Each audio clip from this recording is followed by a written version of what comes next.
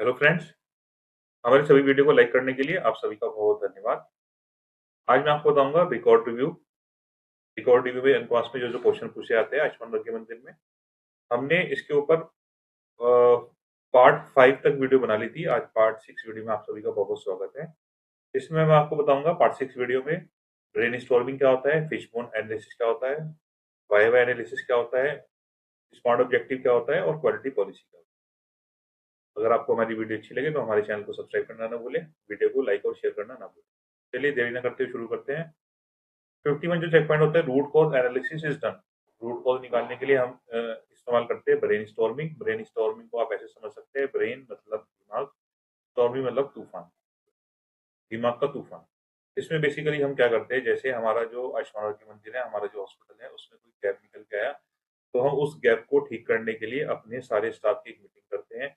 तो उस मीटिंग में हम सबकी एडवाइस लेते हैं, जिसकी एडवाइस सबसे बेस्ट लगती है, सबसे अच्छी सलाह लगती है, उस सलाह को हम उस गैप को क्लोज करने के लिए अप्लाई करते हैं। तो ये हो गया हमारा ब्रेनस्टॉर्मिंग। दूसरा एग्जाम्पल होता है हमारा फिशबोन एनालिसिस। फिशबोन एनालिसिस में इसको इशिकावा डायग्राम भी बोलते हैं और इसको कॉज एंड इफेक्ट डायग्राम भी बोलते हैं। फिशबोन डायग्राम को, इसमें बेसिकली 4M होते हैं।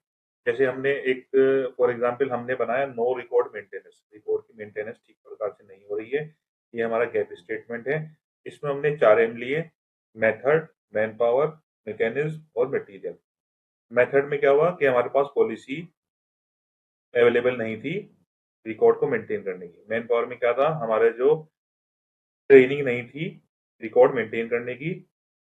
और मैकेनिज्म में क्या था, no daily and monthly updating of record, daily और मंथली रिकॉर्ड अपडेट नहीं हो रहा है, मैकेनिज्म था। मटेरियल में क्या था, हमारे पास स्टेशनरी थी और हमारे पास डिजिटल गैजेट नहीं थे। तो हमने 4M से बनाया फिशबोन डायग्राम, जिसमें हमारा गैप निकल के आया, no record maintenance as per protocol. तो ये हो गया हमारा फिशबोन डायग्राम। फिर आता है वाई वाई एनालिसिस।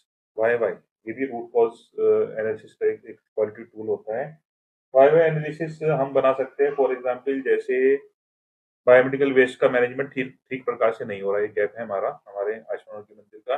तो पहला वाई क्या होगा कि स्टाफ की ट्रेनिंग नहीं है सेग्रीगेशन करने के लिए बायोमेडिकल वेस्ट को। दूसरा वाई होगा बीएमडब्ल्यू बायोमेडिकल वेस्ट के बिन ही अवेलेबल नहीं है हमारे पास। तीसरा वाई क्या होगा, बायोमेडिकल वेस्ट को सेग्रीगेट करने की पॉलिसी नहीं है। चौथा वाई क्या होगा, बायोमेडिकल वेस्ट मैनेजमेंट का ब्लॉक सीएससी से कोई एमओयू नहीं है। एमओयू होता है मेमोरेंडम ऑफ अंडरस्टैंडिंग। और पांचवा वाई होगा, पॉल्यूशन कंट्रोल बोर्ड से एनओसी नहीं मिली। पॉल्यूशन कंट्रोल बोर्ड से एनओसी मिलती है, नॉन एमिशन सर्टिफिकेट मिलता है, तो वो नहीं मिला। तो इस तरह से हमारा एक टूल हो गया, वाई वाई टूल हो गया हमारा। तो ये हमारे रूट कॉज एनालिसिस के 3 टूल हो गए, एक ब्रेन स्टॉर्मिंग, एक फिशबोन एनालिसिस और एक वाई वाई एनालिसिस। फिर हमारा चेक पॉइंट आता है, facility has defined quality policy and quality objective. Quality objective are defined for Ayushman वर्ग के मंदिर। क्वालिटी ऑब्जेक्टिव में हमें देखना होता है, जो हमारी क्वालिटी ऑब्जेक्टिव है वो स्मार्ट होनी चाहिए। स्मार्ट की मैं आपको फुल फॉर्म बता देता हूँ। स्मार्ट की जो फुल फॉर्म होती है, एस से स्पेसिफिक, एस से स्पेसिफिक होता है, एम से मिजरेबल, ए से अटेनेबल, आर से रेलिवेंट और टी से टाइम बाउंड।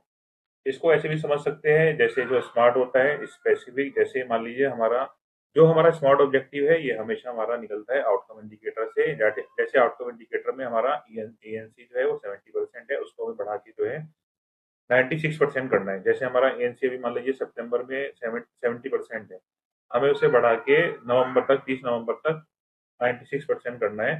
तो इसमें ये स्मार्ट भी हो गया, मेजर भी कर सकते हैं, इसे अटेन भी कर सकते हैं हम। ये अस्पताल से रिलेटेड भी है आयुष्मान आरोग्य मंदिर से, और टाइम बाउंड भी है। इसमें टाइम भी है, सितंबर से लेके नवंबर तक हम इसे पूरा कर सकते हैं। और फिर जो हमारा है क्वालिटी पॉलिसी। अब मैं आपको क्वालिटी पॉलिसी समझाता हूँ। क्वालिटी पॉलिसी क्या होती है, क्वालिटी पॉलिसी में हमें सभी मरीजों को हॉस्पिटल आयुष्मान आरोग्य मंदिर की सभी सर्विस फ्री में देनी है। जैसे डायग्नोस्टिक सर्विस, दवाई हो गई, रेफरल के एम्बुलेंस, सब फ्री में प्रोवाइड करानी है। और जो भी हॉस्पिटल के आउटकम इंडिकेटर निकलते हैं उन सब में सुधार करना है, ये हमारी पॉलिसी होती है। जैसे एजेंसी अगर कम हो रही है तो एजेंसी को बढ़ाना है, जैसे मैंने आपको स्मार्ट ऑब्जेक्टिव में समझाया। जैसे पेंटावलेंट की वैक्सीन की जो ड्रॉप आउट है, अगर वो 20% है या हमारी 24% है या 30%, तो उसको घटा के 0% करना है। ये भी हमारी क्वालिटी पॉलिसी होती है। और जो भी सर्विस पेशेंट को दी जाए वो सब बहुत अच्छी क्वालिटी की दी जाए, और पेशेंट और विजिटर की सेफ्टी का भी ध्यान रखा जाए, ये सब हमारी क्वालिटी पॉलिसी होती है।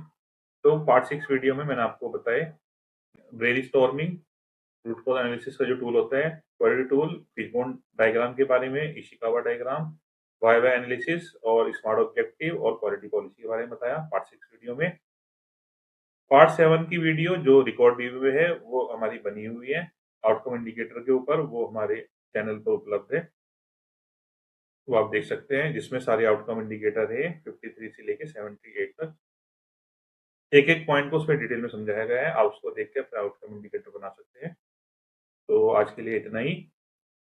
अगर आपको हमारी वीडियो अच्छी लगे तो हमारे चैनल को सब्सक्राइब करना ना भूलें और वीडियो को लाइक और शेयर करना ना भूलें। सभी को मेरा धन्यवाद।